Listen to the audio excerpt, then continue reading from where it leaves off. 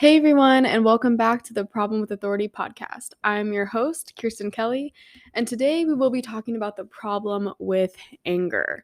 Now, the problem with anger is that no one really understands it, nor really knows healthy ways to express it. And I first want to start off by saying that anger is a secondary emotion, meaning that there are other feelings typically under this emotion that are actually going on, but it just comes out as anger. So these are most emotions such as jealousy, frustration, stress, anxiousness, shame, feeling tricked, embarrassed, feeling a lack of control or loss of power, guilt, trauma, rejection, exhaustion, grief, fear, helplessness, uncertainty, and loneliness. If you guys ever get a chance, check out the angry iceberg. Just type in angry iceberg online and you'll be able to see this really cool illustration of anger being like an iceberg. At the top, that's what it looks like. But then underneath, there's all those other emotions that are just bubbling up inside, waiting for us to sit there and try and figure them out. And I picked this topic for this week because I work with a student at my school who dealing with anger is on his IEP. And this week I brought out the angry iceberg to talk with him about it. And when I was going over it with him, I was like, wow, like this isn't something that's ever taught. Like nobody teaches kids that when they're little. So then they get to middle school, and a lot of their times their anger is being demonstrated as aggression, which does not go over well at all. So then we're having to like backtrack and educate them on that emotion while allowing them to feel and explore that emotion, but then also in the same breath being like, hey, you need to control yourself while they're a middle schooler. So it really makes for a shit show by the time they come to us. And a lot of people, think mental health therapists like fix people, which is really not what they do. But in the school system, a lot of time they're like, oh, here, like all of every kid's behavior that they ever do is then just put on you. And it sometimes feels like every move they make is a reflection of like your counseling, which that's not really how that works. Like the kids, nature versus nurture, like they've been in so many different environments, and they've gone through a lot of things before they've come to us. So meeting the client where they're at is so true. Like, and a lot of times these kids we're really starting at square one. And one of the things as well that I like to go over when talking about anger is how we learn to express it. Like, why do I express anger the way that I do? It's from our caregivers, it's from what we saw growing up. And if we're not unpacking that or realizing that, then it's hard, to break those habits of how, your anger comes out, because anger is not a bad emotion at all. But where the problem is where we start hurting each other with it.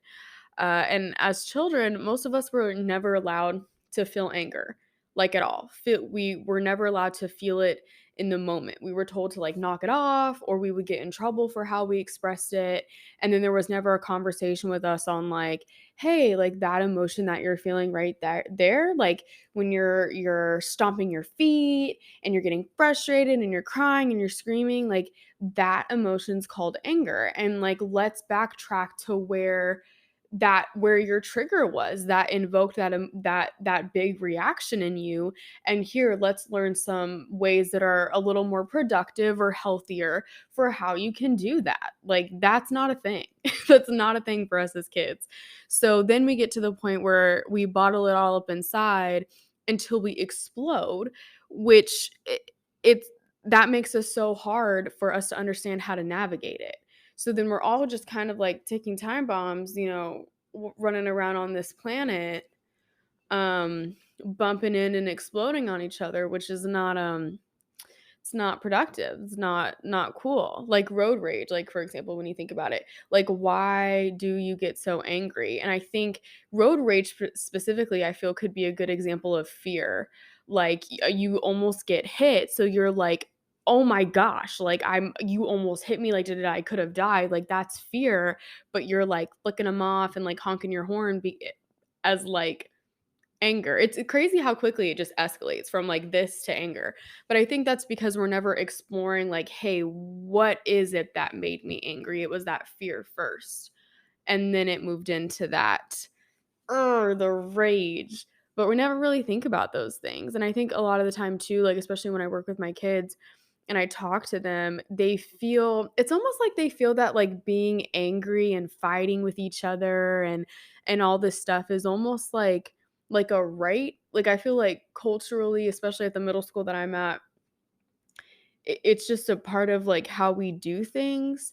And I think a lot of that, trickles down, through some systemic issues, like not having enough eyes on the kid, or not eyes on the kids, but we don't have enough staff, student to staff ratio. There's not enough space in the school. There's a lot of things like that that I think if we did have, there's not a lot of monitoring of the kids.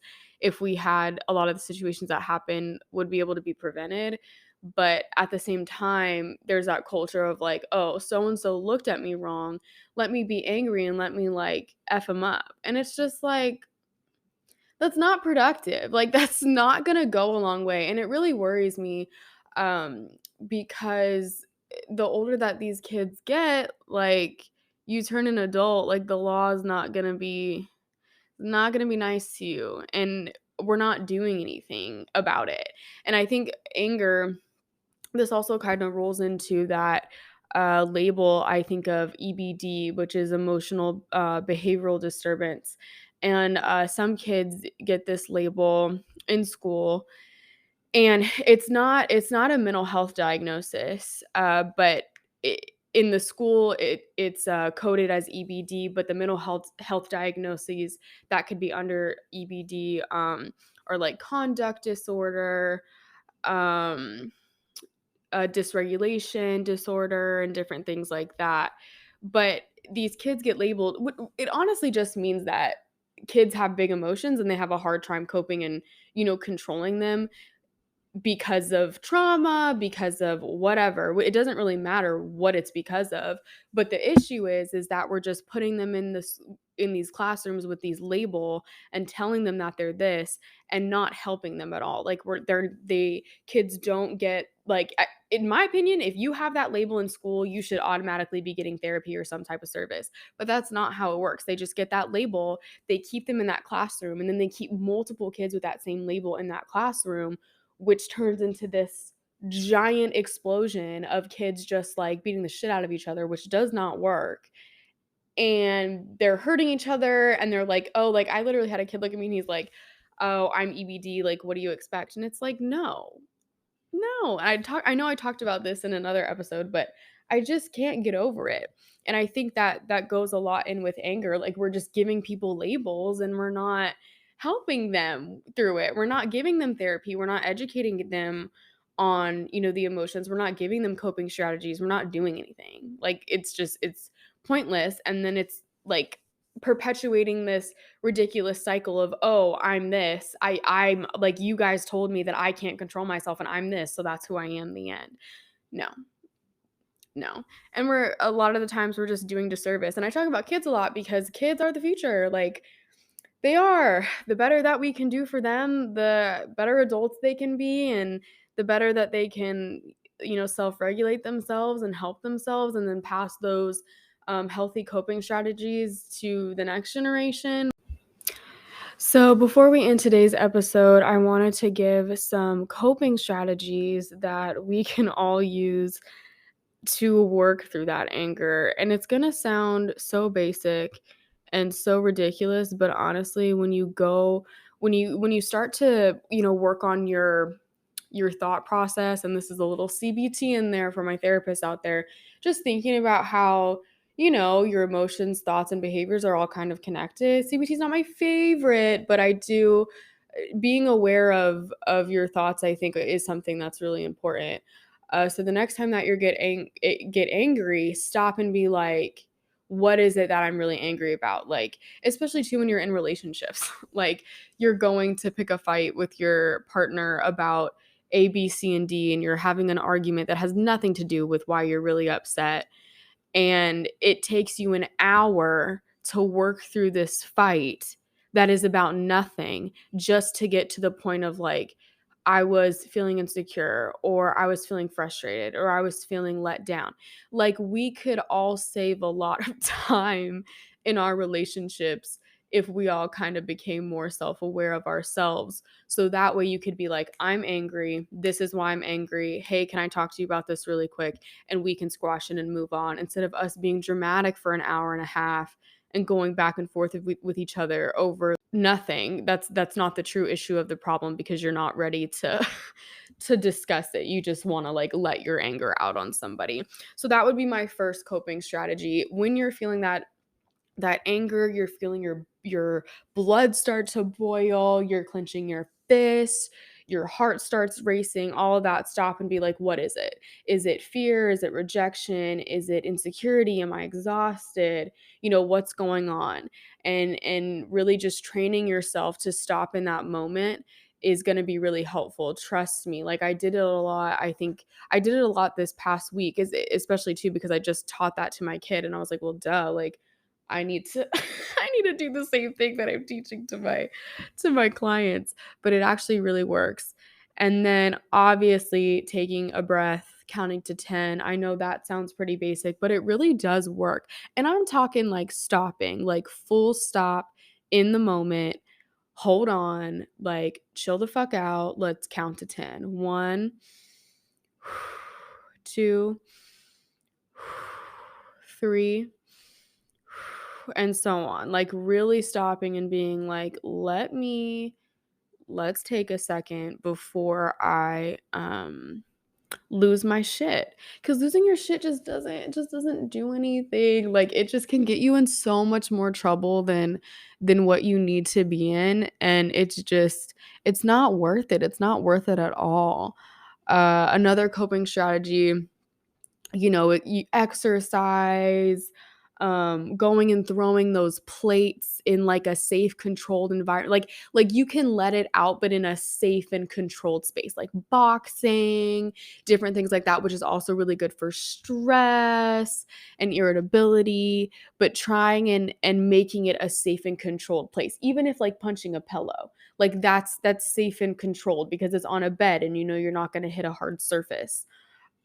Different things like that. I always tell my kids, take a break, ask for a break, get up and be like, I need a minute before I get suspended, because it's not worth it. It's just, it's not worth it. And I think that's the issue too. Like, we're just letting each other fight. We're letting each other get after one another. And we're not, like, after the fight's over, it's like, oh my God, they fight, like, suspended.